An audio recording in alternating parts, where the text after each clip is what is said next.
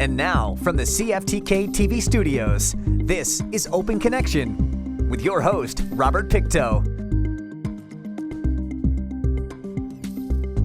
Welcome to Open Connection. I'm your host, Robert Pictou. Our show today comes to you from the traditional and unceded territory of the Tsimshian people. Prior to the 1970s, public intoxication was treated as a criminal offense. People arrested for it were held in drunk tanks of local jails where they underwent withdrawal with little or no medical intervention. Shifts in the medical field, in the perceptions of addiction, and in social policy changed the way that people with dependency on drugs, including alcohol, were viewed and treated. This is one of the many topics on today's Open Connection with MLA Ellis Ross. No, there's no detox center. In fact, when we're talking about substance abuse, the closest detox center is in Prince George. And there's a waiting list, just like everything else across BC. If you decide that you want to quit drugs today, maybe, if you're lucky, you get in 6 months later. And anybody that knows addictions, 6 months is a lifetime. 6 months rolls around and you're beyond that point of wanting to get off drugs again. So this proposal that was put up by First Nations last year,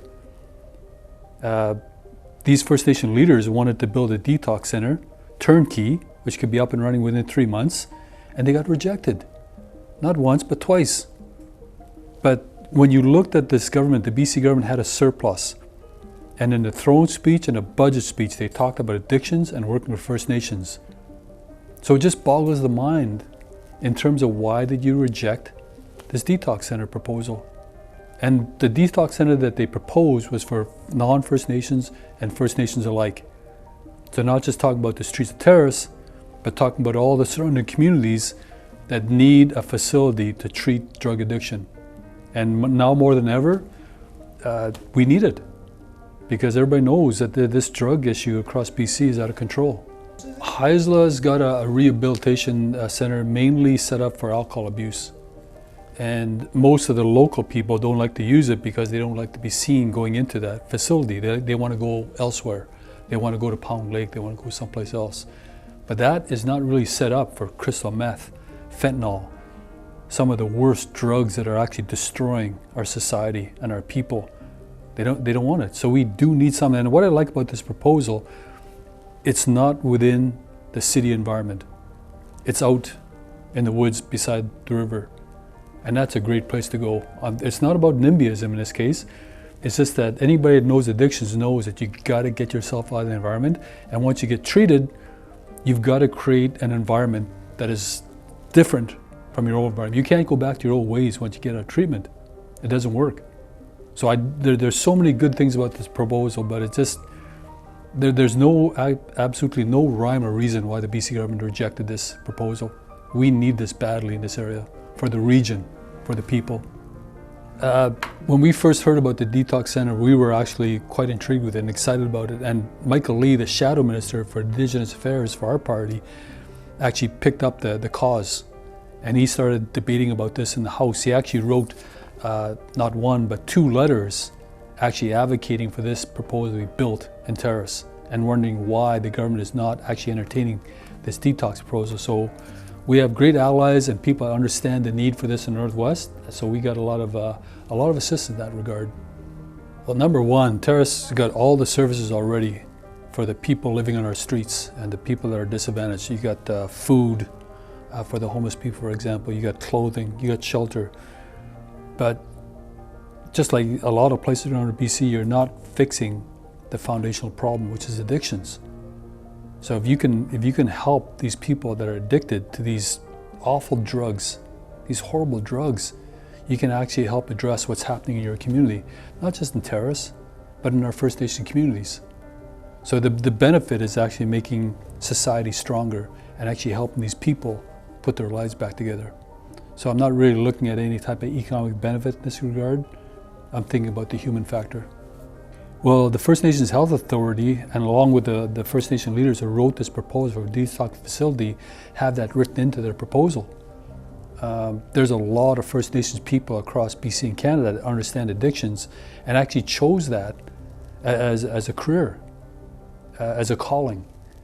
So I think that this actually fits. And if anybody can understand addictions, it's First Nations. We've been dealing this for the better part of 20 years.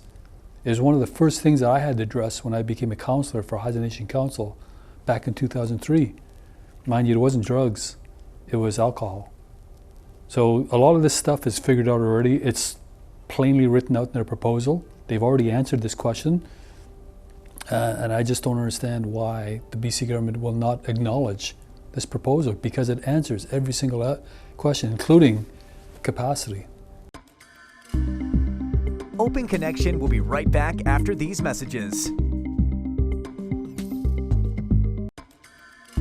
And now, from the CFTK-TV studios, this is Open Connection with your host, Robert Pictou.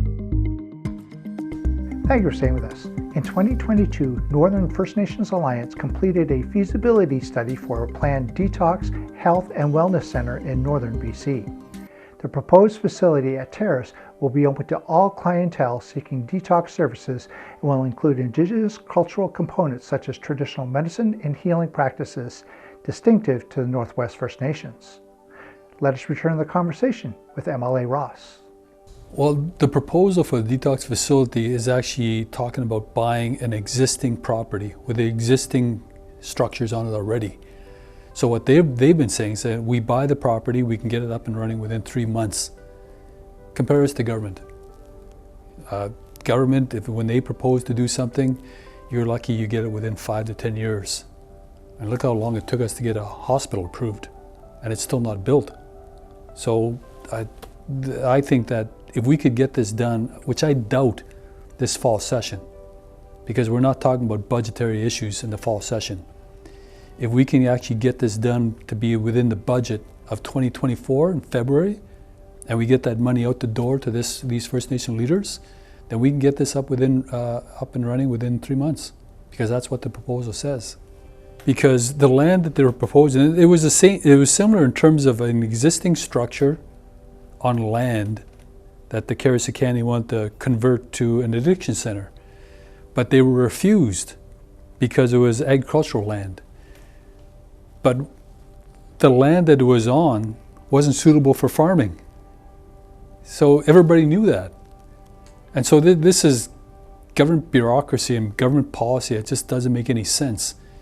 If you can't use this land for farming and you want to actually use the land for one of the biggest social crises that we've ever witnessed in our history in Canada, then what good is it?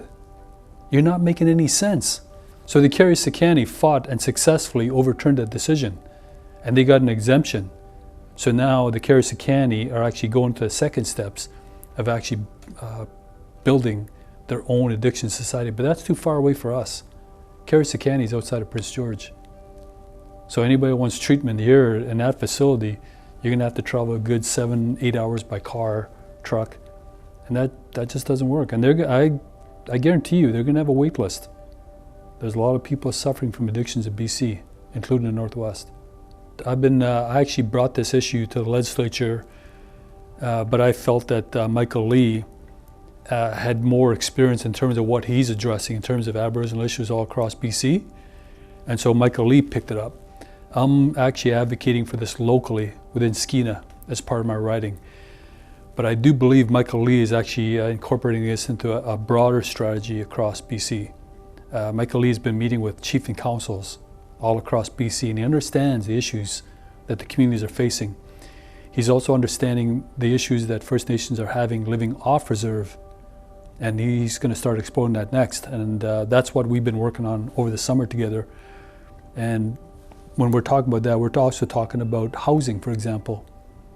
So if you address housing for any segment of our population in BC, you're actually taking the pressure off the housing situation for everybody.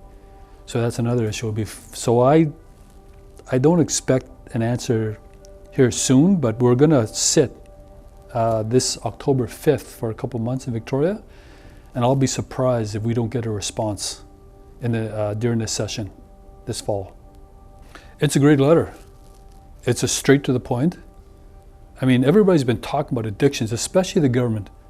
Governments have been talking about addictions for the last 6 years, and for the last 8 years, it's been labeled as an emergency in BC.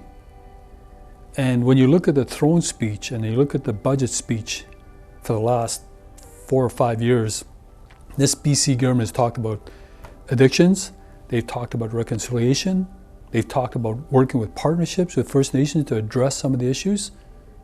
And here, they rejected this proposal, not once but twice. So I think the letter is straight to the point.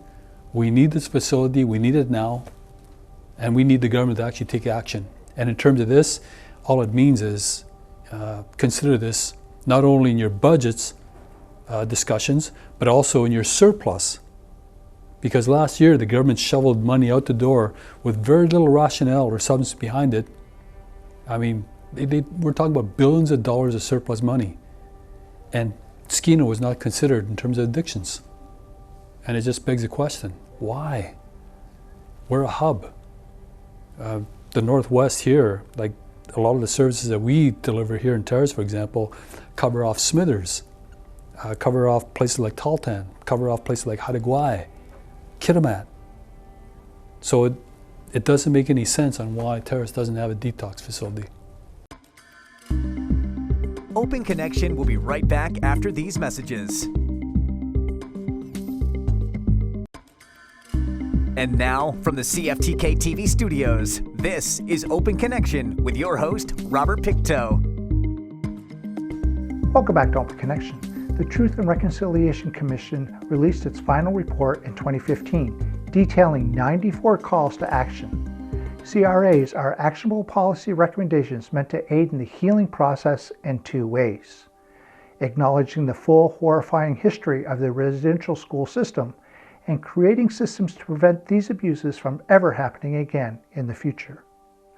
Let us return the conversation as MLA Ross reflects on House speeches. I mean, I've sat in the House for 7 years and I listened to those speeches about reconciliation, Aboriginal issues, and basically trying to understand what the United Nations Declaration of the Rights of Indigenous People meant. I still don't know what that means. And you think about that in terms of the hoops that First Nations have to jump through to actually get LNG projects approved. I mean, those are the 2 main points that First Nation leaders have been trying to address for years. Economic development, not only for their own people, but for the region. LNG Canada is a great example. Cedar is a good example. Forestry is a good example. But also trying to partner with government on social issues. Like if you're anything like the Heisel band, my band, we decided that we didn't want to depend on government for anything. What we wanted was a partnership. Let's resolve these issues together. And that way, the region can benefit. We can all benefit at the same time, Aboriginals and non-Aboriginals alike. So in this case here, I have no idea. And to this day, government has not actually given an official answer why they rejected this detox proposal. They haven't answered it. So I'm hoping that this letter from Michael Lee to the government will actually elicit a response from government and actually explain why they've rejected this proposal. And it'll be a slap in the face to Skeena if they reject this proposal in budget 2024. They sent a contingent down to Victoria last year, and I gotta say, especially the ladies, very passionate, and they understood the issues. Brianna Innes, for example, a young lady, very well spoken, and you could sense the anger because they knew the urgency of what's happening in our communities. But they had an air of diplomacy around them, which was very admirable. I don't think I could have displayed that. But Michael Lee as well, he actually very thoughtfully debated this, not only in the House, but also in budget estimates, questioning the Minister of Aboriginal Affairs, Indigenous Affairs, questioning the Minister on this, very respectful. And it was, I mean, everything's there. This is what I don't understand. Every single issue is answered in this proposal. And government still hasn't actually provided one answer in terms of why they rejected this and continue to reject it. So I'm quite surprised and very humbled by the First Nation response to this, because it's easy to get angry. But these First Nation leaders have not lost their focus, and they haven't lost their understanding of why it's important to work with government, not just the federal government, but the provincial government in this regard. Well, it's actually, it was something, the cooperation of First Nations was actually started by the PTP pipeline. All the First Nations from Prince George to Kitimat agreed to cooperate on the pipeline and leave their politics at the door and try put together a plan for business purposes. So that was one of the first major agreements where I saw First Nations willing to work together, willing to cooperate together. Then I started to see in bits and pieces all across BC, more First Nations started to cooperate with each other on similar proposals. But in this case here, this is the first time I've seen a dedicated approach to what has been described as a crisis in BC. And that's what's so admirable about this. And you know, you got to give credit where credit's due. The First Nation leaders understand that they've got a huge crisis in terms of their people being mostly affected by fentanyl, by cocaine, by heroin. But they took it a step further and said, there's non-Aboriginal suffering from this as well. So our proposal is actually talking about helping everybody out there, not just First Nations. So I think that line between non-First Nations and First Nations is starting to get blurred for the better. And I think that is the true definition of reconciliation, where two societies can learn to work together for the better of our society as a whole. Open Connection will be right back after these messages. And now, from the CFTK-TV studios, this is Open Connection with your host, Robert Pictou. Recently, Minister Catherine Conroy announced that the province's audited budget for 2022-2023 shows a surplus of more than $700 million, in contrast to the previously forecast deficit of $5.5 billion. In this final segment of Open Connection, MLA Ross wonders if the BC government is willing to help the people in the Northwest. Well, initially the $20 million price tag was actually proposed to be paid for by the provincial government. And it was based on the speeches, the throne speech and the budget speech, that this government actually carried out in the legislature for the last 5 years. So when they were talking about partnering with First Nations and working with First Nations on addictions, the First Nation leaders thought, okay, we got a great proposal for you then.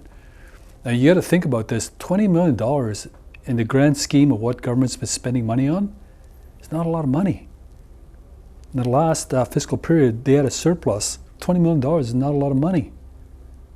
So I think that the First Nation leaders here are starting to understand that, you know, they can bring things to the table, but you need to see the government there at the table as well, in a meaningful manner.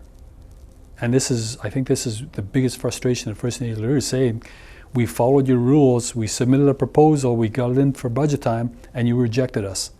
What are we supposed to do?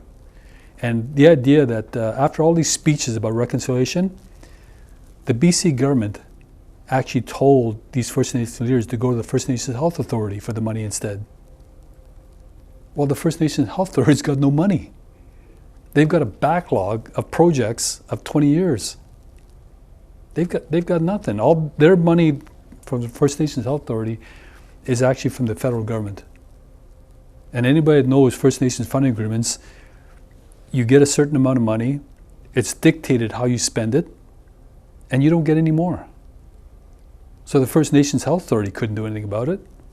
And this always goes back to the First Nation leaders seeing the speeches in the House. And quite rightfully, I think, they start to question, well, if you said that speech in the House about reconciliation and addictions, but then your actions say no, what are they supposed to do? So I think the First Nation leaders have good understanding of the capacity, the staffing, the issues, but they just don't see any partnership with BC at this point. And if BC has a plan of its own for the region, show it to us. Let's see your plan. And let's compare it to the proposal that these First Nation leaders are doing, because at the end of the day, we do want the service, but we also want to understand that government is actually using taxpayers' dollars to the best of its ability. They're not going to waste it. And we can't afford to wait 5, 10, 15 more years to actually get a detox facility in a region. This is the best proposal by far that I've seen, and I think that's why everybody in the region supports it. The only question is, BC government, why don't you support it? The CEO, his name is Margaret Foe. They've been watching all the conversations about reconciliation and how the government is being paternalistic and dependent and all that kind of stuff. And I didn't even know this organization existed. What they do is they provide housing for Aboriginals off reserve. That's what they do. And so I'm trying to understand what they're doing. And I'm trying to understand how the funding flows. Well, it comes from the federal government, the funding, but it comes through a transfer agreement to the BC government. Then the BC government flows the money to this organization. So this organization says, why do we have a middleman? And why do they micromanage us? And when you're talking about this mismanagement of BC housing, why are we lumped in there? They can't even manage their own, and we do a good job managing us. So ultimately what they want is they want to be autonomous. They want to be able to dictate. And they've been without a budget in BC since March because the BC government is, for some reason, is withholding it. So ultimately, and what they said was they estimate for the funding that flows through BC, BC takes a $20 million cut. I'm trying to understand all of this. And so I brought in Michael Lee, and so they want to come to Victoria in October and have meetings with government and meetings with us to kind of explain what their position is. And I just thought, you know what, you gotta have more profile. More people have got to understand what you do. Because here I am, I'm a native, I didn't even know you guys existed. I still don't know what you guys do. But they provide housing, and I just thought, more than 50% of Aboriginals live off reserve. So who's been dealing, with their housing? Turns out these are the people, and they're all Aboriginals. Really, what you're trying to resolve poverty, you're trying to resolve people going to prison, you're trying to resolve your kids going to government care, you're trying to resolve suicide, and any way that you can resolve that, whether it be through your culture, through the economy, any education, any way you can resolve that successfully is a good thing. So we got to get away from the stigma of actually condemning those First Nations that actually propose, how to survive in the 21st century. Thank you for joining us for this episode of Open Connection. The greatest distance in the existence of man is not from here to there, but the connection from his mind and heart. If we can conquer that distance, we can soar like an eagle and realize our immensity within. I'm Robert Pictou.